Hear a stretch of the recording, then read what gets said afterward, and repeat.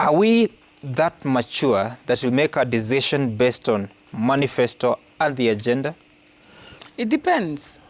If you have been part of the manifesto making process, then you understand what has gone into it, and then maybe you might be minded to be convinced by the particular manifesto. Of course, I'm talking about the process that Kenya Kwanza chose to adopt. Or if you're willing to listen to your leaders and what they are promising you, and you're willing to accept that, that also becomes... But manifestos, in my opinion, are one of those things that speak to intent, and also become something like the EACC self-declaration form, becomes something against which you can measure performance. That's why to this day you'll hear people talking about where are the children's laptops, where are the stadia, because this is what was promised during the manifesto launch for Jubilee, and during their term we have been waiting to see for some of these things come to pass, and they have not been successful in coming to pass. Kenya Kwanza adopted the strategy of asking Kenyans, what is your priority, and using that to craft a manifesto. So you said that they had the education manifesto, the education charter that was last week Friday, I think. Then yesterday was the health one. And there's one that happened after you had gone to press. The youth one happened last night. So it's picking segments of the society and then asking them to tell them what you think their problem is. There's been the economic forums also across the country. And now, based on all those things, the technocrats are now given a pile of documents and told you, look, we've signed all these charters. Decant them into a manifesto. Now, there are those who participated in those forums that be minded to say, you know what, I was part of coming up with that.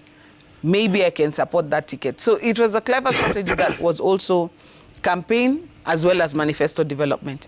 But what we are used to is what we saw Azimio doing, where the party sits down and says, what can we do in this dispensation?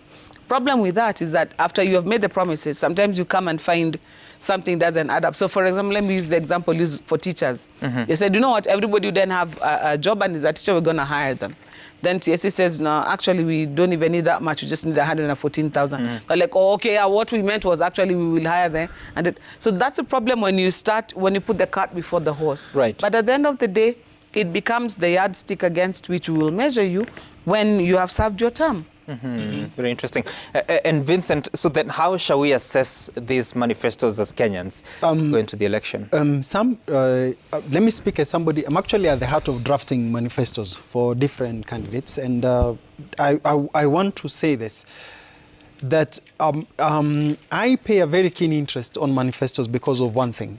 Anyone who launches out manifestos, as my colleague Joya said, has an element of intention of actually implementing them. Some allow me to take us through history. When the NAC government came into power in 2002, they actually launched a manifesto. I remember the 5-point agenda of the then president, Mwai Kibaki. One of them was the issue of good governance, the issue of free primary school education, economic recovery and wealth creation. And out of that sum, I can cite a lot of programs. We had the free primary school education. We had the governance reform, which famously is known as the GJ Laws reform program. And we had the economic recovery strategy paper that actually was succeeded by Vision 2030. So I remember also when Jubilee launched the manifesto, they were very strong on infrastructure. And today you do not need to be, if you will be the only stranger in Jerusalem, if you do not see infrastructure that they've implemented. So I would want to say that I would want to really speak to Kenyans that pay a very keen attention on what Kenya Kwanza will tell us or tell the country on the 30th of this week, and then also pay a keen attention to the Azimio manifesto.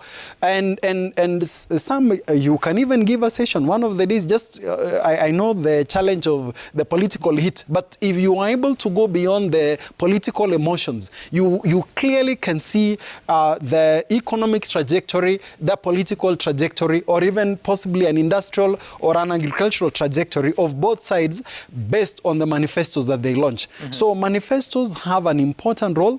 I will say that let's not ignore them. History has shown us that anyone who launches a manifesto, to some extent, will actually implement them. So like today, we can clearly have a conversation on what Azimio is putting on the table as far as manufacturing, for example, is concerned. I look forward to comparing that to what Kenya Kwanza will recommend on Thursday. Then for me, I will make my decision based on their proposals, because I can see clearly what are the needs of the country. Any one of the two who presents a clear agenda and a clear proposals on how to address them will have my vote.